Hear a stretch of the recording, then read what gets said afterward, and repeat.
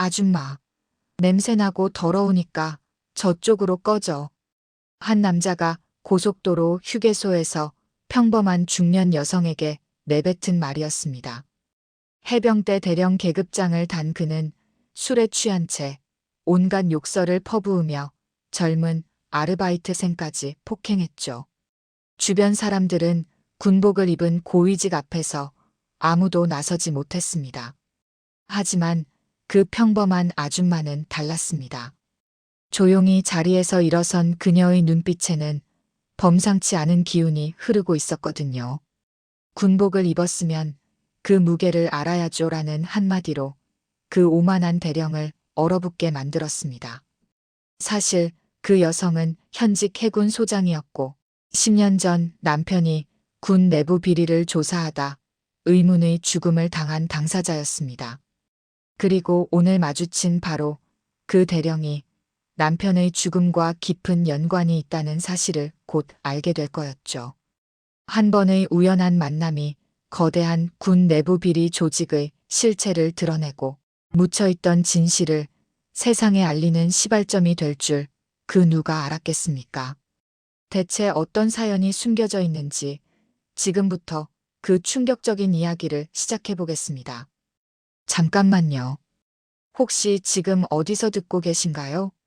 구독과 좋아요 미리 눌러주시면 건강하고 행복한 기운 듬뿍 받으실 거예요. 경기도 어느 고속도로 휴게소, 오후 2시가 조금 넘은 시간이었습니다. 점심때가 지나 한산해진 푸드코트 한쪽 구석, 소박한 트레이닝복 차림의 중년 여성이 조용히 국밥 한 그릇을 떠먹고 있었어요. 그녀의 이름은 강윤서. 겉보기엔 평범한 아줌마 같았지만 자세히 보면 뭔가 달랐습니다. 등을 곧게 펴고 앉은 자세에서 풍기는 절제된 기품, 숟가락을 드는 손놀림의 정확함, 그리고 무엇보다 주변을 관찰하는 눈빛의 날카로움이 범상치 않았거든요. 윤서는 지금 개인 휴가 중이었어요. 국방부 감사실장이라는 중책을 맡고 있지만 몇 달째 계속된 업무 스트레스로 인해 상사가 강제로 휴가를 내보낸 거였죠. 소장님, 이러다 쓰러지시겠어요. 며칠만이라도 푹 쉬세요. 라며 부하 직원들이 걱정할 정도였으니까요. 하지만 윤서는 쉬는 것이 익숙하지 않았어요. 30년 가까운 군 생활 동안 늘 긴장 속에서 살아왔거든요. 특히 10년 전 남편을 잃은 후로는 더욱 일에만 매달려 살았죠. 일을 하지 않으면 슬픈 기억들이 밀려와 견딜 수 없었거든요. 그래서 오늘도 집에만 있을 수 없어서 무작정 차를 몰고 나온 거였어요. 목적지도 없이 고속도로를 달리다가 배가 고파서 들른 휴게소였죠. 국밥을 한 숟가락 떠서 입에 넣으며 윤서는 창밖을 바라봤어요. 화창한 가을 날씨였지만 그녀의 마음은 왠지 무거웠습니다. 요즘 감사실에서 들어오는 보고들이 심상치 않았거든요. 군 내부 비리 관련 제보들이 늘어나고 있었지만 정작 조사를 시작하려고 하면 어디선가 압력이 들어와 무마되는 일들이 반복되고 있었어요. 뭔가 큰 조직이 움직이고 있는 것 같은데 윤서가 그런 생각에 잠겨 있을 때였습니다. 휴게소 입구 쪽으로 요란한 엔진 소리와 함께 검은색 대형 SUV가 멈춰 섰어요. 차에서 내린 건 해병대 제복을 입은 남성 한 명과 그의 수행원들이었죠. 야, 여기가 맛집이라고 했나? 에이, 시골 휴게소가 뭐 별거 있겠어. 선두에 선 남자의 목소리가 푸드코트 전체에 울렸습니다. 그의 얼굴은 술 기운 때문인지 붉게 달아올라 있었고 걸음걸이도 약간 비틀거렸어요. 점심시간에 술을 마시고 온 것 같았죠. 말투에는 거만함이 묻어났고 주변 사람들을 마치 하인처럼 대하는 태도가 역력했어요. 윤서는 그 남자의 어깨에 달린 계급장을 확인했어요. 대령이었습니다. 해병대 대령이면 상당한 고위직인데 이런 공공장소에서 저렇게 행동하는 것이 의외였어요. 문기철 대령님, 이쪽으로 오시죠. 수행원 중 한 명이 빈 테이블을 가리키며 말했어요. 그의 목소리에는 아첨이 묻어 있었죠. 하지만 문기철은 그 자리를 지나쳐 윤서가 앉은 테이블 근처로 걸어왔습니다. 문기철이 다가오면서 주변 분위기가 급격히 바뀌었어요. 다른 손님들이 조심스럽게 그를 의식하기 시작했고 푸드코트 직원들도 긴장한 기색이 역력했거든요. 아마 제복을 입은 고위 군인이 주는 압박감 때문인 것 같았어요. 저기 뭐야, 노숙자인가? 문기철의 시선이 윤서에게 향했어요. 윤서는 여전히 조용히 국밥을 먹고 있었지만 귀는 그쪽 대화를 놓치지 않고 있었습니다. 그녀의 군인으로서의 본능이 위험을 감지하고 있었거든요. 윤서는 문기철을 슬쩍 관찰했어요. 50대 초반으로 보이는 나이, 당당한 체격하지만 얼굴에는 오만함과 술기운이 뒤섞여 있었죠. 특히 그의 눈빛에서는 약한 사람을 깔보는 성향이 드러나고 있었어요. 이봐, 아줌마. 문기철이 윤서 쪽으로 다가가며 말했어요. 그의 목소리에는 명령조의 어투가 섞여 있었죠. 여기 군인들이 식사할 건데 자리 좀 비워줄 수 있어? 냄새나고 지저분해서 식욕이 떨어진다 말야. 주변에 있던 사람들이 술렁거렸습니다. 너무나 노골적인 모욕이었거든요. 한 젊은 부부가 아기를 안고 급히 자리를 뜨는 모습이 보였고 노인 한 분은 화가 난 표정으로 중얼거렸어요. 요즘 군인들이 저래도 되는 건가? 하지만 윤서는 반응하지 않았어요. 그저 숟가락으로 국밥을 한 입 더 떠먹을 뿐이었죠. 마치 그의 말을 듣지 못한 것처럼 말이에요. 사실 윤서는 지금 참을 수 있는 한계를 시험하고 있었어요. 과연 이 사람이 어디까지 갈 수 있는지 지켜보고 있었거든요. 귀가 안 들려? 내가 지금 정중하게 부탁하고 있는 거야. 문기철의 목소리가 높아졌습니다. 주변 사람들이 더욱 조심스럽게 상황을 지켜봤어요. 하지만 아무도 나서지 못했죠. 상대가 군 고위직이라는 것이 주는 압박감 때문이었어요. 그러더니 갑자기 문기철이 윤서의 트레이를 손으로 밀쳤어요. 야, 사람이 말을 하면 대답을 해야지. 국물이 테이블 위로 흘러넘쳤습니다. 뜨거운 국물이 윤서의 옷에도 튀었지만 그녀는 여전히 표정 변화가 없었어요. 다만 그녀의 눈빛이 순간 차갑게 변했을 뿐이었죠.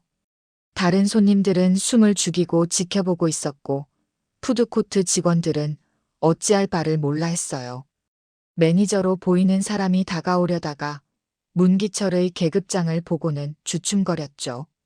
바로 그때 젊은 아르바이트생 하나가 걸레를 들고 다가왔습니다. 20살 정도로 보이는 대학생이었어요. 죄송합니다, 손님. 제가 치워드릴게요. 그 학생은 떨리는 손으로 국물을 닦으려고 했어요. 순수한 마음에서 우러나온 행동이었죠. 야, 너는 뭐야? 내가 너한테 시켰나? 문기철이 그 학생에게 돌아섰어요. 학생의 얼굴이 순식간에 창백해졌죠. 죄송합니다. 그냥 도와드리려고. 도움? 내가 뭔데 나한테 도움을 줘? 내가 누군지 알아? 문기철이 자신의 계급장을 가리키며 소리쳤습니다.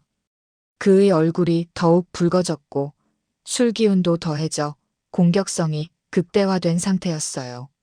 나는 해병대 대령이야. 너 같은 애송이가 함부로 끼어들 일이 아니라고. 주변 공기가 얼어붙었어요. 모든 사람들이 숨을 죽이고 지켜보고 있었죠. 그 순간 윤서는 이 젊은이에게서 과거의 자신을 보았어요. 옳은 일을 하려다가 권력 앞에 무력해지는 모습을요. 그러더니 갑자기 문기철이 그 학생의 어깨를 거칠게 밀쳤어요. 학생이 비틀거리며 바닥에 주저앉았습니다. 아, 아파요. 아프긴 뭐가 아파. 군기가 빠져서 그래. 요즘 젊은 것들은 예의라는 걸 모르는구나. 학생이 바닥에 떨어진 걸레를 주우려고 몸을 구부렸을 때 문기철이 발로 그 걸레를 차버렸어요. 야, 내가 감히 내 앞에서 그런 더러운 걸레를 만져? 너나 잘하자, 알겠어? 바로 그 순간이었습니다. 윤서가 천천히 자리에서 일어났어요.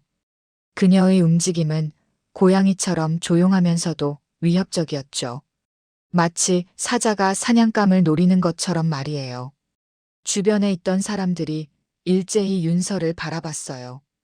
평범해 보였던 중년 여성에게서 갑자기 강력한 기운이 뿜어져 나오고 있었거든요.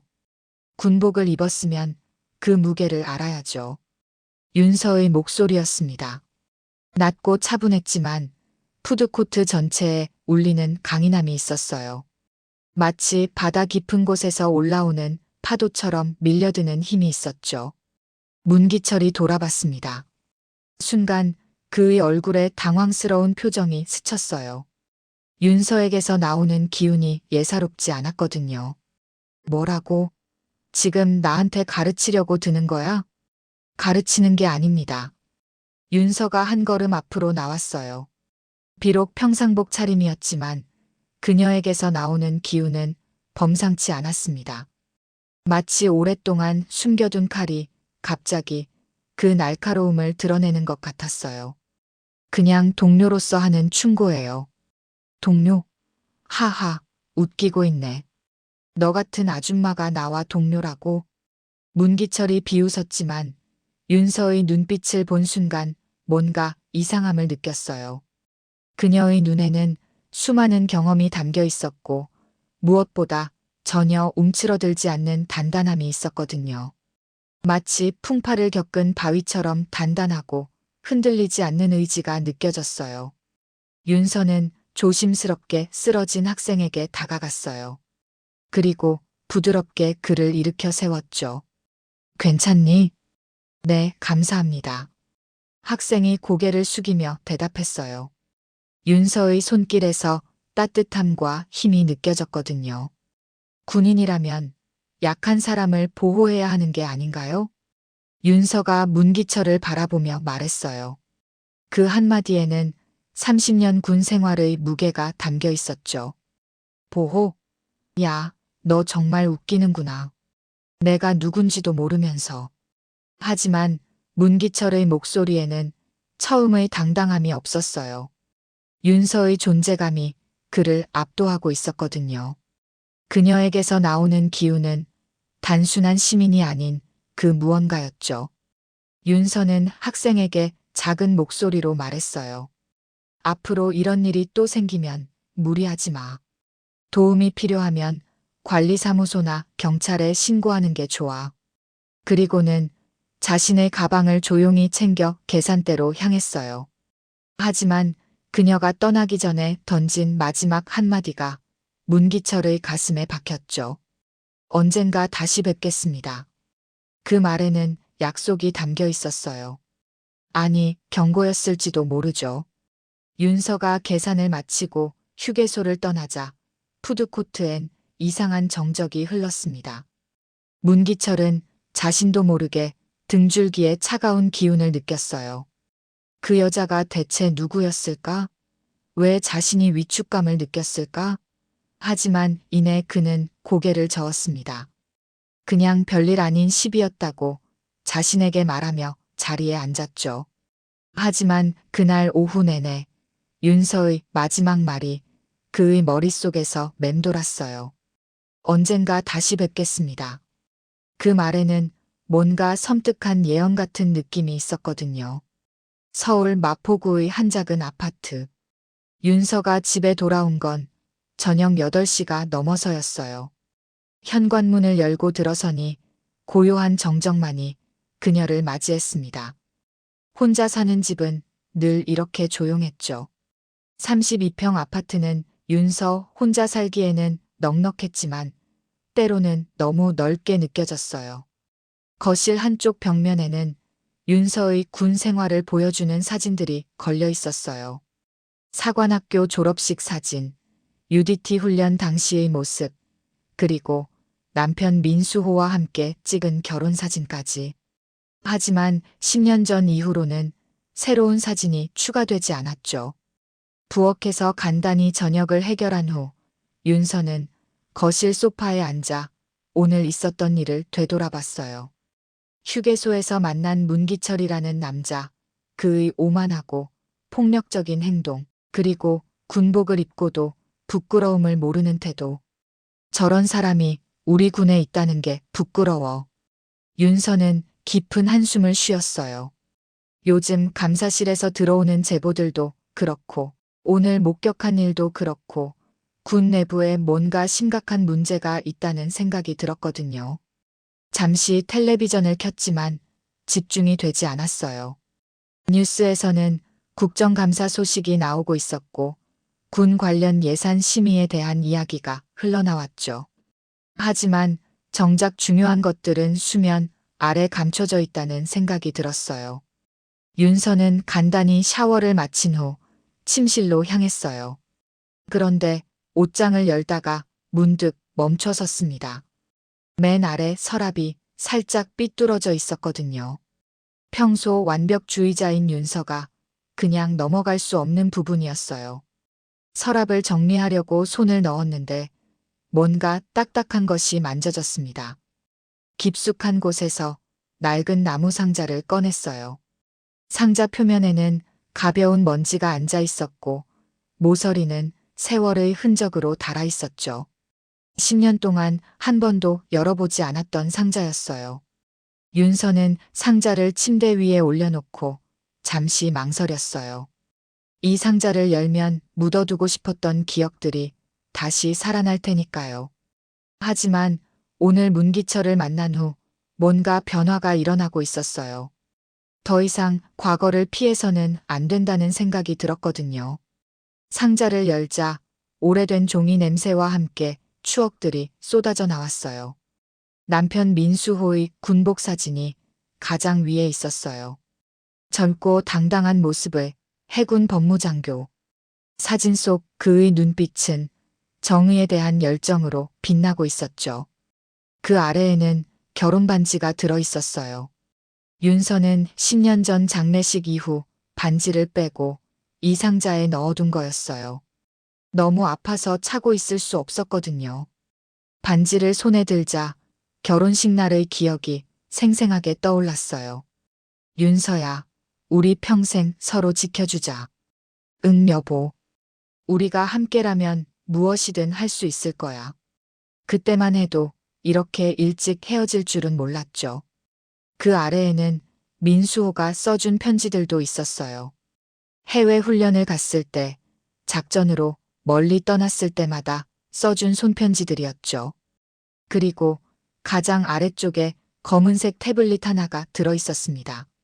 10년 전 민수호가 마지막으로 사용했던 그 기기였어요. 당시 군검찰에서 증거품으로 압수했다가 수사 종료 후 유품으로 돌려준 거였죠. 여보, 미안해. 이제야 용기가 생겼어. 윤서가 태블릿을 조심스럽게 들어 올렸어요. 생각보다 무거웠어요. 마치 민수호의 마지막 의지가 그 안에 담겨 있는 것 같았죠. 민수호는 생전의 디지털 기기를 매우 체계적으로 사용하는 사람이었어요. 모든 파일을 정리하고 중요한 것들은 반드시 백업을 해두는 성격이었죠. 만약 그가 정말 중요한 무언가를 발견했다면 분명히 이 태블릿에 기록해뒀을 거예요. 윤서는 태블릿의 전원 버튼을 눌렀습니다. 10년이 지났는데도 놀랍게 배터리가 아직 남아 있었어요. 화면이 켜지자 민수호가 설정해둔 바탕화면이 나타났죠. 바다 위로 떠오르는 일출 사진이었어요. 둘이 신혼여행에서 함께 찍은 사진이었죠. 잠금 화면이 나타나자 6자리 숫자, 비밀번호를 요구했습니다. 윤서의 머릿속에 여러 숫자가 스쳤어요. 결혼기념일인 525, 민수호 생일인 307, 자신의 생일인 1015. 하지만 모두 틀렸습니다. 윤서는 침대에 앉아 생각에 잠겼어요. 민수호라면 어떤 숫자를 비밀번호로 썼을까? 그는 감상적인 사람이었지만 동시에 매우 실용적인 면도 있었거든요. 그때 문득 생각났어요. 민수호가 늘 자랑스럽게 얘기하곤 했던 날짜. 해군사관학교에 입학한 날이었죠. 그는 항상 그날이 내 인생의 새로운 시작이었다고 말하곤 했어요. 3315. 화면이 열렸습니다. 윤서의 가슴이 두근거렸어요. 10년 만에 다시 보는 남편의 디지털 흔적이었거든요. 바탕화면에는 체계적으로 정리된 폴더들이 보였어요. 업무, 개인, 사진, 음악, 그리고 청해조사. 윤서의 시선이 마지막 폴더에 꽂혔어요. 청해조사라는 이름이 심상치 않았거든요. 폴더를 열어보니 수많은 파일들이 들어있었지만 대부분 암호화되어 있었어요. 파일명만으로는 내용을 알 수 없었죠. 다른 폴더들도 살펴봤어요. 개인 폴더에는 민수호의 일기장이 있었습니다. 윤서는 마지막 날짜의 일기를 열어봤어요. 오늘 마지막 증거를 확보했다. 이제 정말 위험해졌다. 윤서에게는 말할 수 없다. 너무 위험하다. 하지만 이 일을 포기할 수는 없다. 이것은 군인으로서의 의무다. 만약 내가 돌아오지 못한다면 윤서야 미안하다. 그리고 사랑한다. 윤서의 눈에서 눈물이 흘러내렸어요. 민수호가 얼마나 큰 부담을 혼자 짊어지고 있었는지 이제야 알 수 있었거든요. 하지만 암호화된 파일들을 여는 것은 윤서의 능력 밖이었어요. 전문적인 도움이 필요했죠. 윤서는 어떻게 할지 고민하다가 한 사람을 떠올렸습니다. 조민아. 윤서가 UDT에서 활동할 때 함께 작전을 수행했던 후배였어요. 당시 정보통신 분야의 천재로 불렸던 그녀는 지금 공군 사이버사령부에서 정보보안 업무를 담당하고 있었죠. 윤서는 휴대폰을 들고 미나의 전화번호를 찾았어요. 몇 년 동안 연락하지 않았던 번호였지만 여전히 주소록에 저장되어 있었어요. 전화를 걸기 전에 윤서는 잠시 망설였어요. 미나를 이 위험한 일에 끌어들여도 될까? 하지만 혼자서는 해결할 수 없는 문제였어요. 그리고 만약 정말 중요한 증거가 이 태블릿 안에 있다면 그것을 세상에 알려야 할 의무가 있었죠. 시계를 보니 밤 10시였어요. 늦은 시간이었지만 미나라면 아직 깨어 있을 거라고 생각했어요. 그녀는 원래 야간 작업을 많이 하는 사람이었거든요. 여보세요, 미나야? 나 윤서야. 전화 너머로 놀란 목소리가 들렸어요. 선배? 진짜 선배세요? 와, 몇 년 만이에요? 어떻게 지내세요? 미나의 목소리는 여전히 밝고 활기찼어요. 윤서는 그 목소리를 듣자 마음이 한결 편해졌죠. 그동안 잘 지냈어. 너는 어때? 저는 여전히 컴퓨터랑 씨름하며 살고 있어요. 그런데 선배, 갑자기 연락하시다니. 무슨 일 있으세요? 미나야, 미안한데 부탁이 하나 있어. 혹시 시간 될 때 만날 수 있을까? 당연히 시간 내죠. 선배가 부탁하시는데요. 그런데 무슨 일이세요? 목소리가 좀 심각해 보여요. 윤서는 잠시 망설였어요. 전화로 모든 걸 설명하기는 어려웠거든요. 전화로는 얘기하기 어려운 일이야. 내일 저녁에 홍대 입구역에서 만나자. 7시에. 우리가 예전에 자주 가던 그 카페 기억해? 네, 기억해요. 그런데 정말 괜찮으세요? 뭔가 걱정되는데. 괜찮아. 그냥 오래된 숙제를 마무리하려고 해. 윤서는 그렇게 대답했지만 사실은 괜찮지 않았어요. 이 일이 얼마나 위험할지 모르겠지만 더 이상 미룰 수는 없다는 생각이 들었거든요. 알겠어요, 선배. 내일 뵐게요. 그런데 조심하세요. 왠지 불안해요. 미나의 걱정스러운 목소리가 윤서의 마음을 따뜻하게 했어요. 역시 믿을 수 있는 후배였죠. 전화를 끊고 나서 윤서는 다시 태블릿을 들여다봤어요. 암호화된 파일들이 마치 남편이 남긴 메시지 같았습니다. 진실을 찾아라. 정의를 포기하지 말라고 말하는 것 같았어요. 윤서는 태블릿을 조심스럽게 서랍에 넣고 침대에 누웠어요. 하지만 잠이 오지 않았죠. 휴게소에서 만난 문기철의 얼굴이 계속 머릿속에 맴돌았고 민수호의 마지막 일기가 자꾸 생각났어요. 새벽까지 뒤척이다가 윤서는 결심했어요. 이제 더 이상 도망치지 않겠다고. 10년 전에는 무서워서 진실을 외면했지만 이제는 다르다고. 민수호가 목숨을 걸고 지키려 했던 정의를 자신이 완성하겠다고. 민수호, 이제 알겠어. 왜 당신이 그 위험한 일을 포기하지 못했는지. 윤서가 창밖을 바라보며 중얼거렸어요. 새벽 공기가 차가웠지만 그녀의 마음에는 새로운 의지가 타오르고 있었어요. 다음 날 미나와의 만남이 기다려졌습니다. 그리고 그 후에 시작될 긴 여행도 정의를 찾아가는 여행 말이에요. 홍대 입구역 근처의 조용한 카페. 윤서는 구석진 자리에 앉아 조미나를 기다리고 있었어요. 7시 정각 깔끔한 정장 차림의 여성이 들어왔습니다. 조미나였죠. 선배. 미나가 달려와 윤서를 반갑게 맞이했어요. 몇 년 만에 보는 후배는 더 성숙해져 있었지만 여전히 밝은 에너지를 가지고 있었어요. 많이 컸네, 우리 미나가. 선배는 전혀 안 변하셨어요. 여전히 멋있으시고. 두 사람은 간단한 안부를 나눈 후 본격적인 이야기를 시작했어요. 윤서가 조심스럽게 태블릿을 꺼내자 미나의 표정이 진지해졌습니다.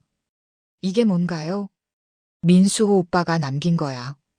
암호화된 파일들이 있는데 혹시 열어볼 수 있을까?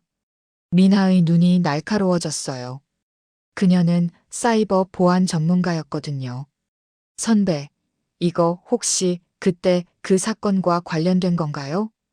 윤서가 고개를 끄덕였어요. 미나는 잠시 고민하더니 태블릿을 받아들었습니다. 48시간 주세요. 그 정도면 충분할 거예요. 이틀 후 미나가 다시 연락을 해왔어요. 목소리에 긴장감이 묻어 있었죠. 선배, 만나야 해요. 지금 바로. 같은 카페에서 다시 만난 두 사람. 미나가 태블릿을 윤서에게 돌려주며 말했어요. 선배, 이거 정말 심각한 내용이에요. 화면에는 수십 개의 문서들이 나열되어 있었어요. 제목만 봐도 심상치 않았죠. 청해 조직도, 군납비리 현황, 로비 자금 흐름, 사망자 명단. 윤서의 손이 떨렸어요. 첫 번째 문서를 열어보니 상상했던 것보다 훨씬 큰 조직의 전모가 드러났거든요. 청해. 이게 조직 이름이구나. 문서에 따르면 청해는 군 고위직, 방위산 업체, 정치인들이 연결된 거대한 비리 네트워크였어요. 수십 년 동안 군납 과정에서 수십억 원을 빼돌렸고 이를 은폐하기 위해 내부 고발자들을 제거해왔다고 나와 있었죠. 선배, 이 명단 보세요. 미나가 가리킨 곳에는 놀라운 이름들이 적혀 있었어요. 현재 군 고위직에 있는 사람들, 대기업 임원들, 심지어 정치인들까지. 그런데 여기 문기철이라는 이름도 있어요. 윤서의 심장이 멈추는 것 같았어요. 휴게소에서 만났던 바로 그 사람이었거든요. 문서를 더 읽어가니 충격적인 사실들이 드러났어요. 지난 10년간 청해와 관련된 수사관들이 하나둘씩 사라졌다는 기록, 의문의 사고로 목숨을 잃은 사람들의 명단, 그리고 그 모든 사건들을 은폐한 방법들까지. 가장 마지막 파일에는 남편 민수호의 최종 보고서가 있었어요. 나는 이제 청해의 실체를 알았다. 이들은 단순한 비리 조직이 아니다. 국가 안보를 담당하는 군을 사유화한 범죄 집단이다. 하지만 이 보고서를 올리는 순간 나는 목숨을 잃을 수도 있다. 만약 내게 무슨 일이 생기면 윤서야, 부탁이다. 이 진실을 세상에 알려달라. 윤서의 눈에 눈물이 맺혔어요. 남편이 왜 그 위험한 수사를 포기하지 않았는지 이제야 이해가 되었거든요. 선배, 이거 정말 위험해요. 지금이라도 묻어두는 게 안 돼. 윤서가 단호하게 말했어요. 10년 전에는 무서워서 피했어. 하지만 이제는 다르다. 민수호가 목숨을 걸고 지키려 했던 정의를 내가 완성해야 해. 미나가 걱정스러운 표정을 지었어요. 하지만 선배 혼자서는 무리예요. 상대가 너무 크잖아요. 그래서 너한테 부탁하는 거야, 미나야. 나와 함께 해줄 수 있겠니? 미나는 잠시 망설였어요. 자신도 위험해질 수 있다는 걸 알고 있었거든요. 하지만 윤서의 눈을 보니 거절할 수가 없었어요. 알겠어요, 선배. 끝까지 함께해요. 그 순간 윤서의 휴대폰에 문자가 왔어요. 발신자는 모르는 번호였죠. 그만두는 게 좋을 거야. 가족을 생각해서라도. 윤서의 표정이 굳어졌어요. 벌써 자신들의 움직임이 감지된 것 같았거든요. 시작됐구나. 윤서가 중얼거렸어요. 이제 더 이상 돌아갈 길은 없었습니다. 앞으로 나아가거나 아니면 여기서 모든 걸 포기하거나.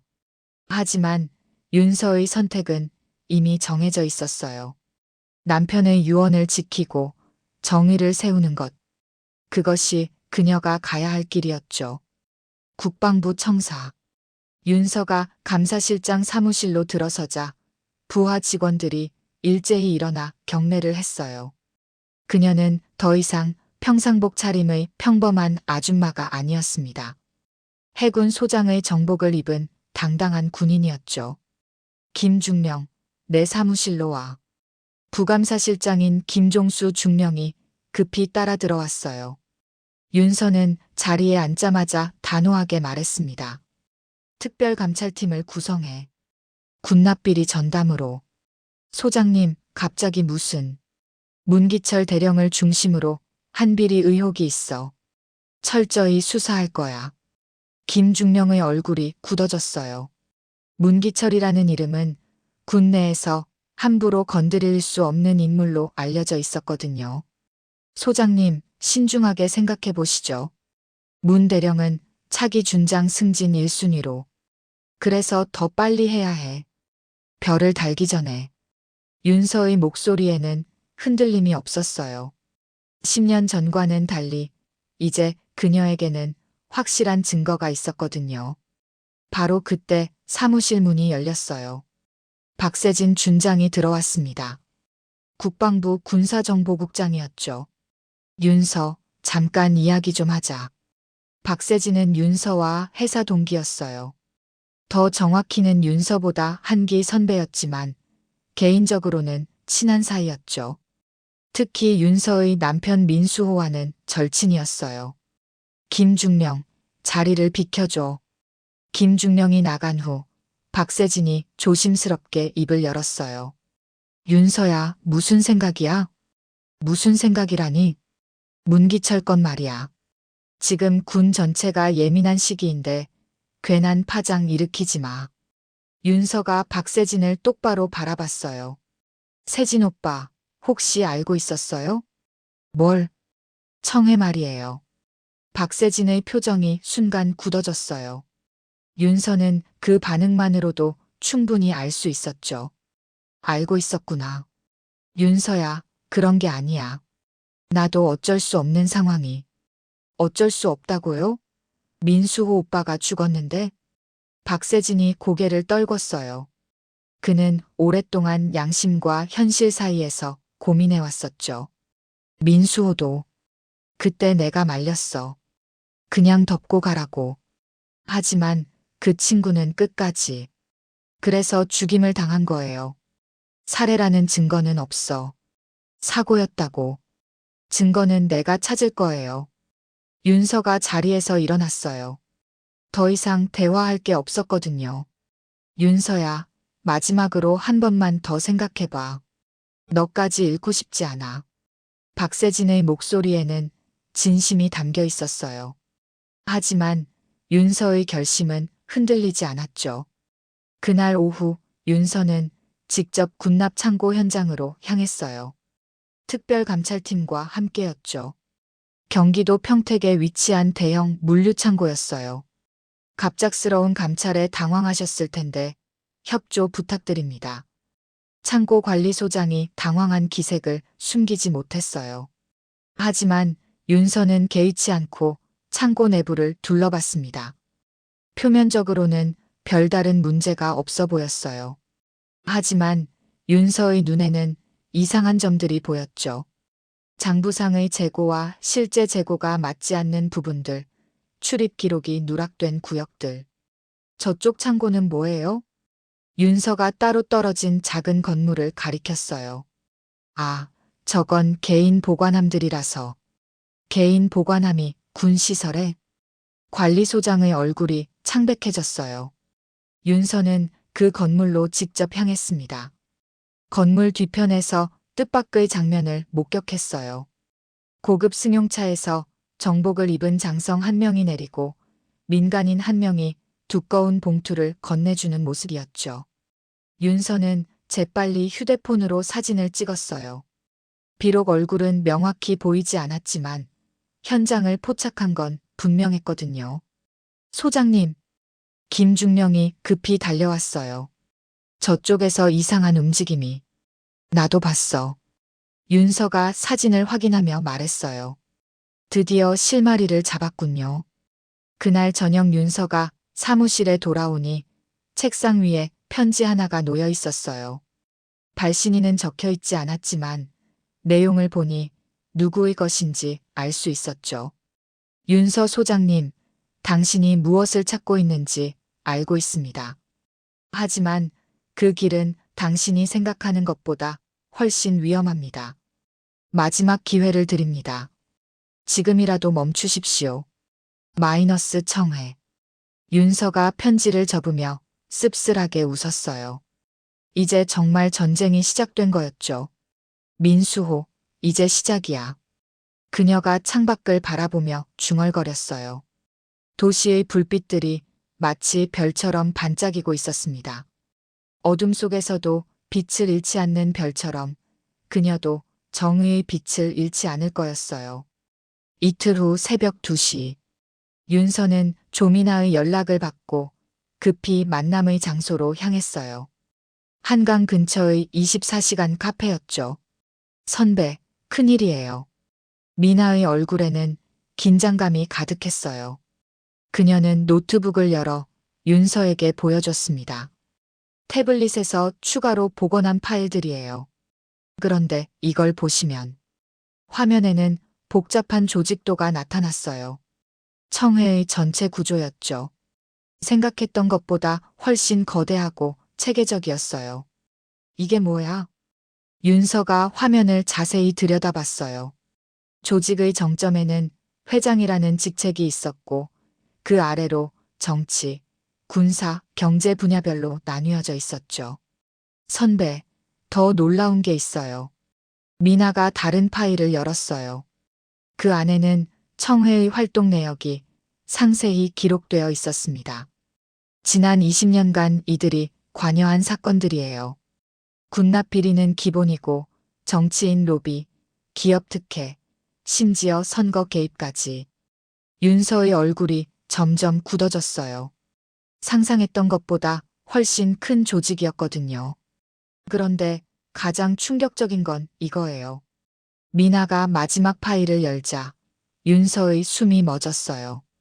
거기에는 제거 대상자 명단이라는 제목 아래 수십 명의 이름이 적혀 있었거든요. 그리고 그 중에는 민수호, 남편의 이름이 거기에 있었어요. 그것도 맨 첫 번째예요. 선배, 이건 진짜 살인 조직이에요. 윤서의 손이 떨렸어요. 남편이 단순한 사고로 죽은 게 아니라 계획적으로 살해당했다는 확실한 증거였거든요. 바로 그 순간이었어요. 카페 밖으로 지나가던 트럭의 헤드라이트가 창문을 비췄는데 윤서는 섬뜩한 예감을 느꼈습니다. 미나야, 빨리 나가자. 왜요? 지금 당장. 두 사람이 카페를 나서려는 순간 윤서의 휴대폰이 울렸어요. 모르는 번호였죠. 받지 마세요, 선배. 하지만 윤서는 전화를 받았어요. 강윤서 소장님이시죠? 낯선 남자의 목소리였어요. 차가우면서도 위협적이었죠. 당신이 너무 깊이 들어가고 있습니다. 이제 그만두시는 게 좋을 텐데요. 누구세요? 그걸 알아서 뭐 하시겠어요? 중요한 건 당신이 지금 매우 위험한 상황에 있다는 겁니다. 윤서가 주변을 둘러봤어요. 카페 맞은편에 검은색 승용차가 정차해 있었고 그 안에서 누군가가 자신들을 지켜보고 있었어요. 협박이군요. 협박이 아닙니다. 충고예요. 마지막 충고. 전화가 끊어졌어요. 윤서는 미나의 손을 잡고 카페 뒤편 출구로 향했습니다. 선배, 차가 뒤따라와요. 두 사람은 급히 택시를 잡아타고 그 자리를 벗어났어요. 하지만 검은색 승용차가 계속 따라오고 있었죠. 기사님, 더 빨리 가주세요. 무슨 일이세요? 급한 일이 있어서요. 택시가 속도를 높여 시내로 진입했어요. 다행히 복잡한 교통 상황 때문에 추격차는 따라오지 못했죠. 윤서는 안전한 곳에 도착한 후 미나에게 말했어요. 이제 정말 위험해졌어. 너라도 빠져. 싫어요, 선배. 지금 포기하면 영영 기회가 없을 거예요. 미나의 눈에는 결의가 보였어요. 비록 무서웠지만 정의를 포기할 수는 없었거든요. 그럼 이제부터는 더 조심해야 해. 상대방이 우리 움직임을 다 알고 있어. 윤서가 태블릿을 다시 들여다봤어요. 청해의 조직도를 보니 문기철은 빙산의 일각이었어요. 진짜 배후에는 훨씬 큰 세력이 있었죠. 선배, 이거 보세요. 미나가 가리킨 곳에는 놀라운 정보가 있었어요. 청해의 차기 회장으로 거론되는 인물의 이름이었죠. 이 사람이 회장이 되면 우리는 정말 손 쓸 방법이 없어질 거예요. 윤서가 고개를 끄덕였어요. 시간이 얼마 남지 않았다는 뜻이었죠. 그럼 빨리 움직여야겠네. 하지만 그 순간 윤서의 휴대폰에 또 다른 전화가 걸려왔어요. 이번에는 아는 번호였죠. 어머니, 윤서야, 지금 어디에 있니? 어머니의 목소리가 떨리고 있었어요. 왜요, 어머니? 무슨 일이세요? 집에 이상한 사람들이 왔다 갔어. 너를 찾더구나. 윤서의 가슴이 철렁했어요. 이제 가족까지 위험해진 거였죠. 어머니, 지금 즉시 집을 나오세요. 그리고 세진 오빠한테 연락하세요. 무슨 일이니, 윤서야? 나중에 설명드릴게요. 지금은 안전한 곳으로 피하세요. 전화를 끊고 나서 윤서는 주먹을 꽉 쥐었어요. 이제 정말로 전면전이 시작된 거였어요. 자신뿐만 아니라 사랑하는 사람들까지 위험에 빠뜨린 청해를 절대 용서할 수 없었죠. 미나야, 이제 우리가 먼저 공격해야 해. 어떻게요? 청해의 심장부를 직접 찔러야지. 윤서의 눈에 결의가 번뜩였어요. 이제 더 이상 숨어 다닐 수는 없었습니다. 정면 승부를 벌여야 할 때가 온 거였죠. 그날 밤 윤서는 오랫동안 연락하지 않았던 사람들에게 전화를 걸었어요. 과거 UDT에서 함께 활동했던 동료들이었죠. 형서가 나 윤서야. 윤서야? 웬일이야, 연락도 없더니. 급한 일이 생겼어. 혹시 시간 낼 수 있어? 당연하지. 언제든지. 이형석, 김태준, 박민우. 모두 전역한 지 오래되었지만 여전히 윤서를 믿고 따르는 사람들이었어요. 과거 위험한 작전을 함께 해낸 동료들이었거든요. 다음 날 저녁, 서울 강서구의 한 수산물 창고. 미나가 해킹을 통해 알아낸 청해의 비밀 거점 중 하나였어요. 정말 여기가 맞아? 형석이 창고를 바라보며 물었어요. 미나가 확인했어. 청해의 비자금과 무기들이 숨겨져 있다고 해. 윤서와 동료들은 검은 옷으로 무장하고 창고 주변을 정찰했어요. 다행히 야간 경비는 그리 삼엄하지 않았죠. 예전처럼 하자. 형석이는 정면, 태준이는 후면, 민우는 망보기. 알겠어, 대장. UDT 시절의 호칭이 자연스럽게 나왔어요. 비록 민간인이 되었지만 그들의 팀워크는 여전했죠. 윤서는 물가 쪽으로 접근했어요. 창고가 한강변에 위치해 있어서 수중 접근이 가능했거든요. 찬물에 몸을 담그는 순간 과거의 기억들이 살아났어요. 조용히 수영해서 창고 뒤편으로 접근한 윤서. 배수구를 통해 건물 내부로 침투했어요. 내부는 생각보다 복잡했죠. 수많은 컨테이너들이 미로처럼 배치되어 있었어요. 윤서는 조심스럽게 컨테이너들 사이를 이동했어요. 그러다가 한 컨테이너에서 이상한 소리를 들었죠. 컨테이너를 열어보니 그 안에는 장부들과 컴퓨터, 그리고 현금들이 가득했어요. 바로 청회의 비자금 관리소였던 거죠. 윤서는 재빨리 휴대폰으로 사진을 찍었어요. 하지만 그 순간 뒤에서 발소리가 들렸어요. 거기 누구야? 경비원이 윤서를 발견한 거였어요. 윤서는 재빨리 몸을 숨겼지만 이미 들킨 후였죠. 침입자다. 모든 경비원 집합. 창고 안이 순식간에 시끄러워졌어요. 윤서는 급히 형석에게 신호를 보냈죠. 대장, 괜찮아? 발각됐어. 철수 준비해. 하지만 그 순간 윤서의 휴대폰이 울렸어요. 모르는 번호였지만 받지 않을 수 없었어요. 윤서야? 어머니의 목소리였어요. 그런데 평소와 달리 떨리고 있었죠. 어머니, 지금 어디세요? 윤서야, 내가 지금 어디 모르는 곳에 있어. 윤서의 피가 거꾸로 솟았어요. 어머니, 무슨 말씀이세요? 어떤 사람들이 와서 너를 만나자고. 윤서야, 무서워. 전화 너머로 남자의 목소리가 들렸어요. 강 소장님, 들리시죠? 지금 즉시 수사를 중단하시고 모든 증거를 우리에게 넘기십시오. 누구세요? 그건 중요하지 않습니다. 중요한 건 어머님의 안전이죠. 윤서의 손이 떨렸어요. 정의를 위한 싸움이었지만 어머니까지 위험에 빠뜨릴 수는 없었거든요. 어머니를 놔드려요. 제가 원하는 건 48시간 드리겠습니다. 그 안에 모든 증거를 우리에게 넘기고 수사를 포기한다는 각서를 쓰십시오. 만약 거부하면 어머님을 다시 볼 수 없을 겁니다. 전화가 끊어졌어요. 윤서는 주저앉고 싶었지만 지금은 그럴 때가 아니었죠. 대장, 빨리 나와. 경찰이 오고 있어. 형석의 다급한 목소리가 들렸어요. 윤서는 마지막으로 중요한 파일들을 챙기고 창고를 빠져나왔어요. 안전한 곳으로 피한 후 윤서는 동료들에게 상황을 설명했어요. 대장, 어머님을 구해야지. 하지만 그러면 증거를 포기해야 해. 윤서는 고민에 빠졌어요.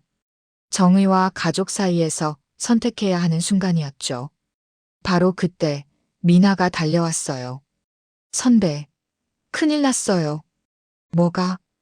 어머님 위치를 추적했는데 생각보다 더 위험한 곳에 계세요. 미나가 노트북을 켜서 보여준 지도. 거기에는 경기도 외곽의 한 폐공장이 표시되어 있었어요. 여기는 청해의 비밀 거점 중 하나예요. 과거에 여러 사람들이 사라진 곳이기도 하고요. 윤서의 얼굴이 굳어졌어요. 어머니가 정말로 위험한 상황에 처한 거였죠. 선배, 어떻게 할까요? 모든 사람의 시선이 윤서에게 집중됐어요. 그녀는 잠시 생각한 후 결단을 내렸습니다. 둘 다 구한다. 네. 어머니도 구하고 정의도 세운다. 포기할 수는 없어. 형석이 걱정스럽게 말했어요. 대장, 너무 무리야. 상대가 얼마나 위험한지 알잖아. 그래도 해야 해. 이게 마지막 기회일 거야. 윤서의 눈에는 굳은 결의가 보였어요. 이제 모든 것을 걸고 마지막 승부를 벌여야 할 때였습니다. 이틀 후 국방부 대회의실. 윤서는 청해와의 최후 대결을 위해 모든 준비를 마쳤어요. 언론사 기자들, 군, 검찰, 국정감사위원들까지 모두 참석한 공개 청문회였죠. 오늘 이 자리는 군 내부 비리 척결을 위한 중요한 자리입니다. 청문회 위원장의 개회사가 끝나고 윤서가 증인으로 호출되었어요. 그녀는 당당하게 증언대로 향했습니다. 반대편에는 문기철이 앉아 있었어요. 여전히 오만한 표정이었지만 눈빛에는 불안함이 엿보였죠. 강윤서 소장님, 군납 비리에 대한 조사 결과를 발표해 주시기 바랍니다. 윤서가 준비한 자료를 펼쳤어요. 지난 몇 주간 수집한 모든 증거들이었죠. 존경하는 위원님들, 그리고 국민 여러분. 오늘 저는 우리 군의 뿌리 깊이 박힌 거대한 비리 조직의 실체를 밝히고자 합니다. 스크린에 청해의 조직도가 나타났어요. 회의실이 순식간에 조용해졌죠. 이 조직의 이름은 청해입니다. 지난 20년간 군납 과정에서 수백억 원을 빼돌리고 이를 은폐하기 위해 수많은 사람들을 희생시켜온 범죄 집단입니다. 문기철의 얼굴이 굳어졌어요. 하지만 여전히 여유를 잃지 않으려 했죠. 그리고 이 조직의 중심 인물 중 하나가 바로 저기 앉아있는 문기철 대령입니다. 윤서가 문기철을 가리켰어요. 카메라들이 일제히 그쪽으로 향했죠. 강 소장님, 증거는 있습니까? 위원장이 물었어요. 윤서가 태블릿을 꺼내 보여줬습니다. 10년 전 순직한 제 남편이 목숨을 걸고 수집한 자료들입니다. 그리고 최근 제가 추가로 확보한 증거들이 있습니다. 화면에 은행 거래 내역, 비밀 회의록, 무기 거래 증거들이 차례로 나타났어요. 회의실이 술렁거렸죠. 문기철이 벌떡 일어났어요. 이건 조작된 자료입니다. 강 소장이 개인적인 원한 때문에. 개인적인 원한이라고요? 윤서의 목소리가 차갑게 울렸어요. 제 남편을 살해한 것이 개인적인 원한인가요? 살해? 민수호 소령의 죽음은 사고였습니다. 정말 그런가요? 윤서가 휴대폰을 꺼내 녹음 파일을 재생했어요. 문기철의 목소리가 회의실에 울렸죠. 민수호 그놈이 너무 깊이 파고들어. 이대로 두면 우리 모두 위험해져. 그럼 어떻게 하겠다는 거야?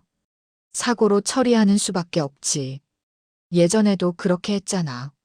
녹음이 끝나자 회의실이 충격에 휩싸였어요. 문기철의 얼굴이 창백해졌죠. 이건 불법 녹음입니다.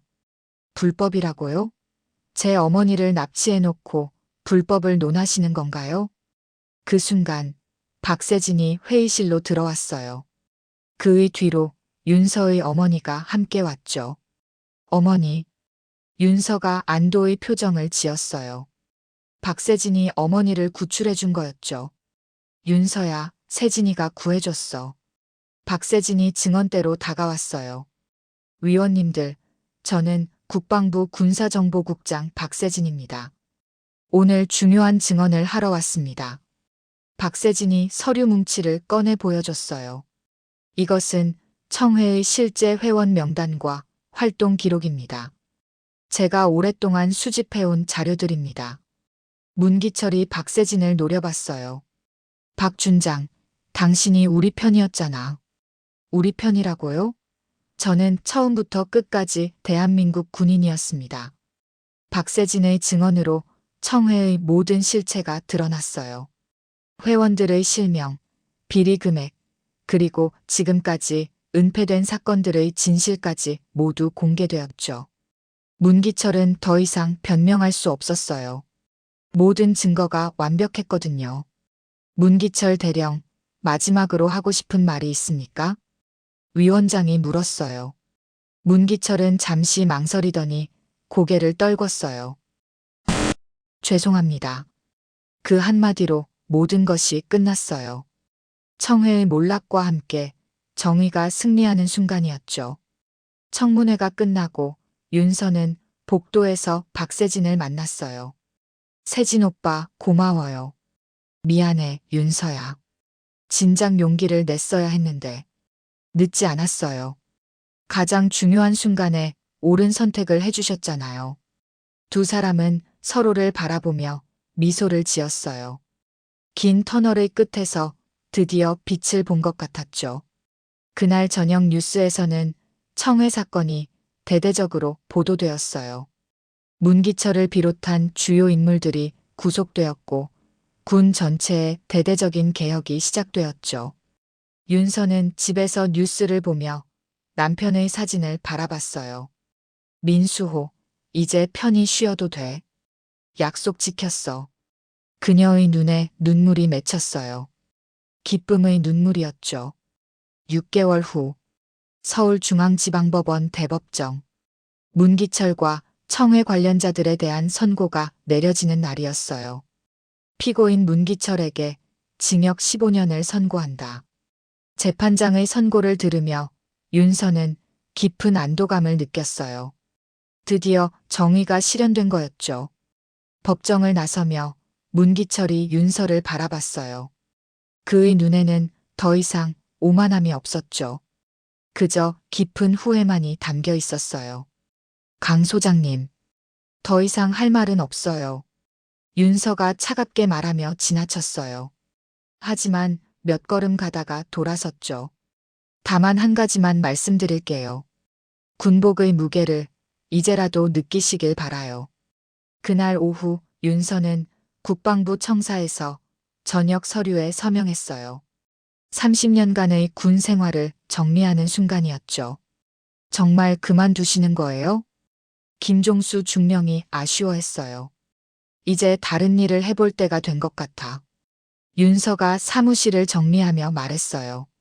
책상 위에는 감사패와 표창장들이 놓여 있었지만 그것들보다 더 중요한 것을 얻었다는 생각이 들었어요. 일주일 후 서울 종로구의 한 작은 건물. 윤서는 새로운 간판을 올리고 있었어요. 참군인상담센터 마이너스 전역 군인 지원 및 상담. 조민아와 형석 그리고 몇몇 동료들이 개소식을 도와주러 왔어요. 선배, 정말 새로운 시작이네요. 그래. 이제 진짜 내가 하고 싶었던 일을 할 수 있을 것 같아. 상담센터의 첫 번째 상담자는 젊은 해군 중이었어요.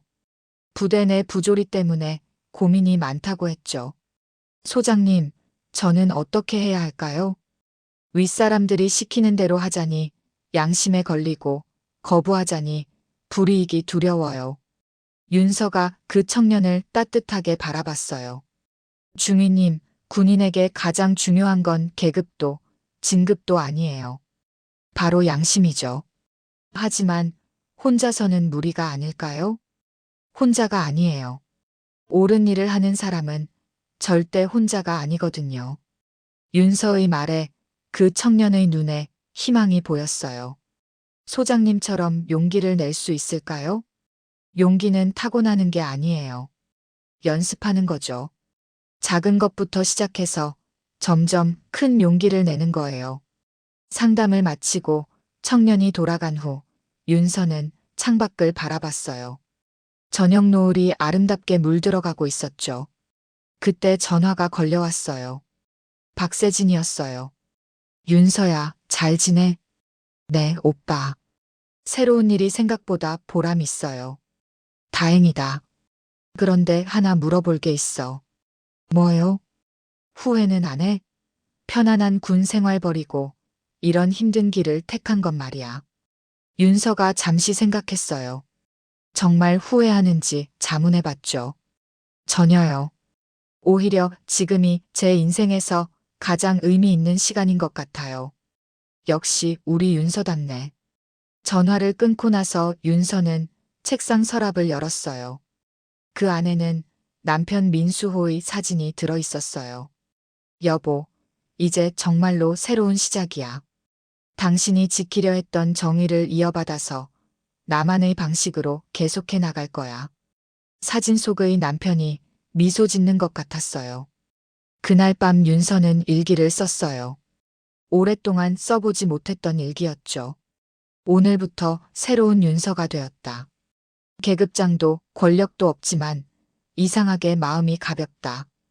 앞으로 이곳을 찾을 많은 후배들에게 도움이 되고 싶다. 정의는 혼자 지키는 것이 아니라 함께 만들어가는 것임을 알려주고 싶다. 창밖으로 새벽이 밝아오고 있었어요.